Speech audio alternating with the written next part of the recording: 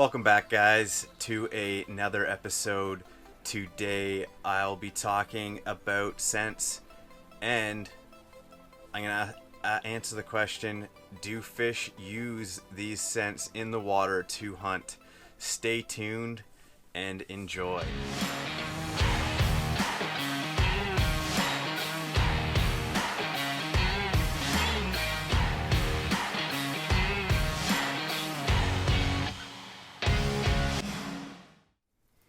Alright, so the big question, do fish smell and how do they do it?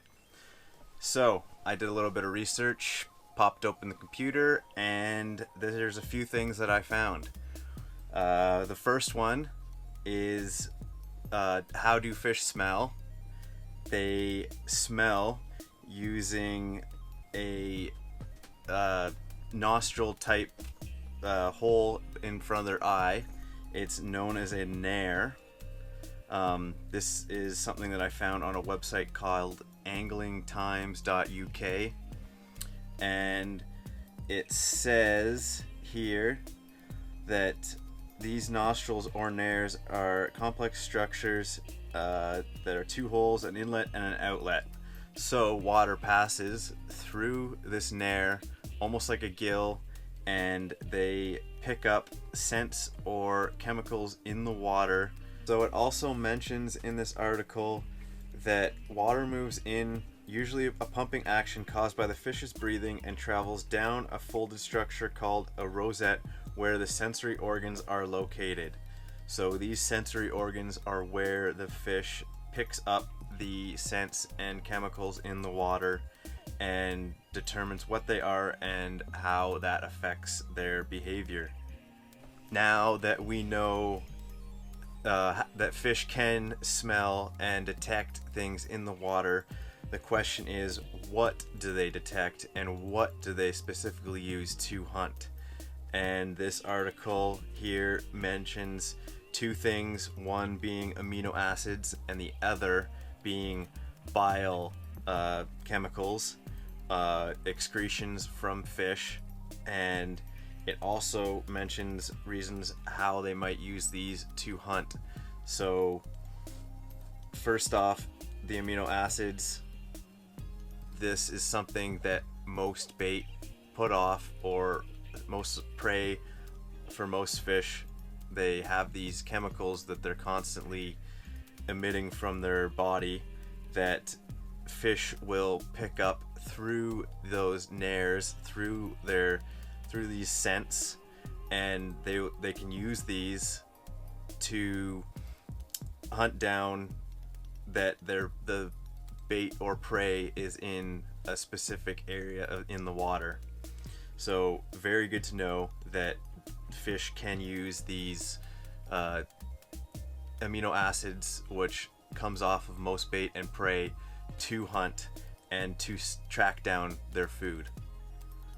Also in this article, which I find very interesting, never heard of this ever, but that fish will actually detect bile from other fish. So fish swimming around, pooping in the water, will actually cause other fish to realize that there is bait or prey in that area. It says here in the article, a less known substance called bile acids. These chemicals or excretions by fish after they have digested food, so their presence indicate feeding activity has taken place in the area. This can trigger other fish to search for food in that same spot. So very cool that fish would use this bile acid in the water to realize that there's other fish feeding on bait or prey in that area. Now that we know that that fish can use these ways for hunting using the scents or chemicals in the water, the question is, how can we benefit from this? How can we use it to have a better day on the water?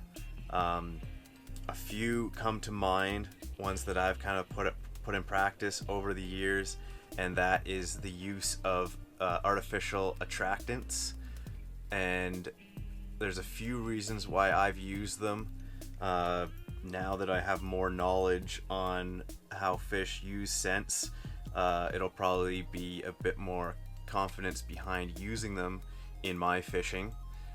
I find the question why not is something that I always say, and if I add it or not, it probably won't hurt, especially because you hear a lot about the negative scents that we might put on these baits from things like sunscreen or motor oil, gasoline, whatever's on our hands when we're fishing.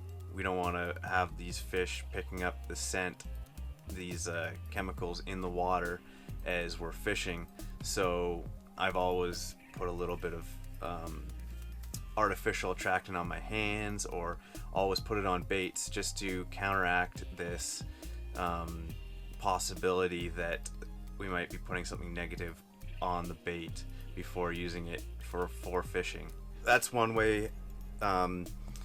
Masking your scents is one way to counteract bad scents on your lures, but just whenever you're fishing maybe soft plastics in an area, slowly, finesse style baits, or even hard baits, adding scent to if you might be fishing an area for an extensive period of time, almost creating that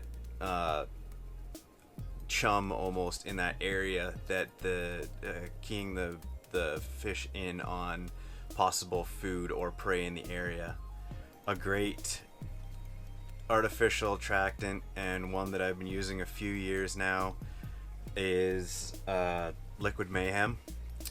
It has both amino acids and real baits that you're trying to mimic. So this one here that I have is anise crawfish scent. So it has real crawfish and those amino acids in it. Both great for if you were to be fishing maybe a jig or a crayfish mimicking soft plastic. That's what I use a scent like this for. But we also have scents like, another one of my favorites is garlic minnow for any kind of hard baits that I use, or swim baits or minnow style baits where I might be fishing an area for a little bit of time, to kind of add that scent into the water where I'm fishing, which now that we know gives off a scent, letting these fish know that there is food or bait in the area. I recommend giving this a try.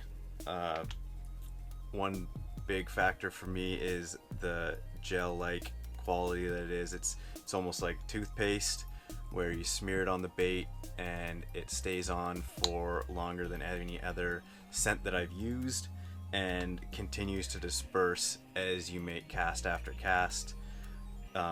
Very